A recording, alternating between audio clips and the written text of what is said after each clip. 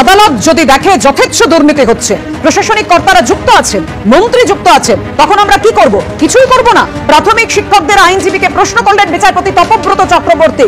আপনারা জানেন 32,000 প্রাথমিক শিক্ষকদের চাকরি বাতিল মামলার শুনানি চূড়ার, সেখানেই মন্তব্য করেন বিচারপতি।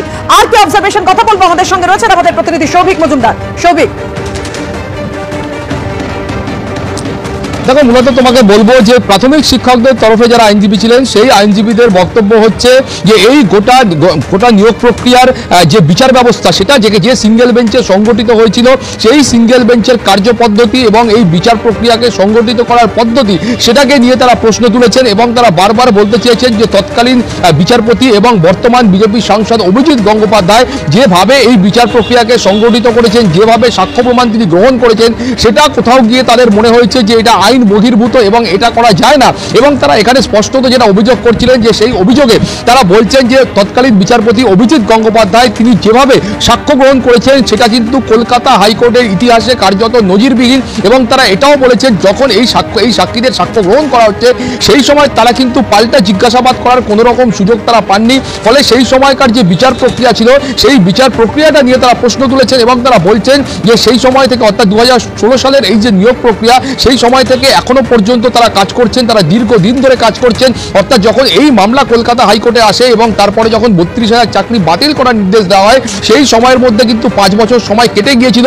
5 বছর পরে এসে হঠাৎ করে এই মামলা কলকাতা হাইকোর্টে কেন দায়ের হলো, সেই প্রশ্ন ওঠা হয়েছে। এবং সেখানে এটাও প্রশ্ন করা হয়েছে যে এটা কিন্তু লোকের যে একেবারে দৈনন্দিন যে খাদ্যের একটা প্রশ্ন, সেখানে গিয়ে তারা এই ধরনের একটা মামলা করছেন। সেই মামলার ক্ষেত্রে তারা এই ধরনের একটা আবেদন করছেন যে চাকরি বাতিল করা হোক বা চাকরি দেওয়া হোক, এই ধরনের আবেদন কি করে তারা করতে পারেন, সেই প্রশ্ন তারা তুলেছেন। কিন্তু তার পাশাপাশি কলকাতা হাইকোর্টের মাননীয় বিচারপতি তপব্রত চক্রবর্তীর যে পর্যবেক্ষণ, সেটাও কিন্তু অত্যন্ত গুরুত্বপূর্ণ।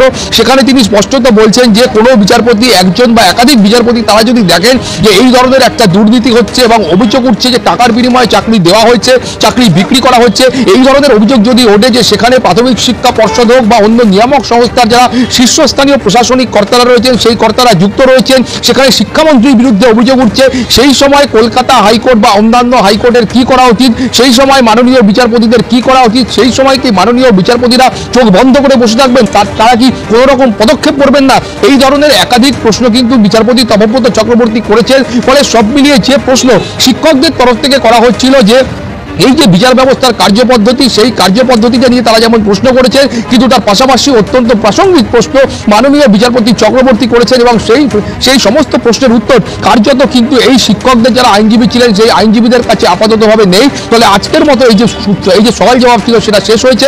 আগামী পরশুদিন আবারও এই সওয়াল জবাব শুরু হবে এবং সেই সময় আবারও এই যারা প্রাথমিক শিক্ষক যারা রয়েছেন, তাদের আইনজীবীরা কিন্তু তাদের যে বক্তব্য রয়েছে, সেই বক্তব্য পেশ করবেন।